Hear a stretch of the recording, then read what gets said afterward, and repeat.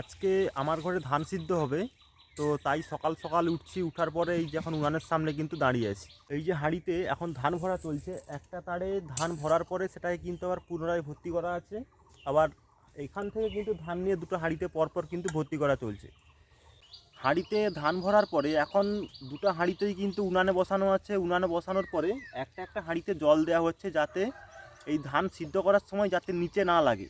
একটা একটা হাঁড়িতে প্রায় 3 লিটারের কাছাকাছি কিন্তু জল দেওয়া হচ্ছে।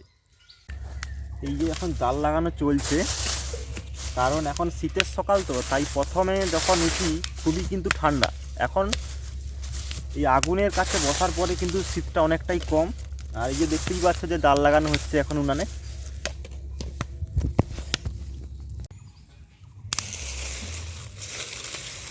ধান সিদ্ধ হওয়ার পরে এই যে একটা হাঁড়িকে সবেমাত্র কিন্তু নামানো হলো, তারপরে এই নেটে করে আলাদা করে ঢেলে রাখা হবে।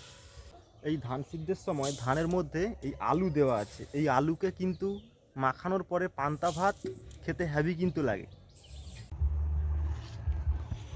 ভাপ ওঠার পরে আবার কিন্তু ধান পুনরায় জলে পড়লো।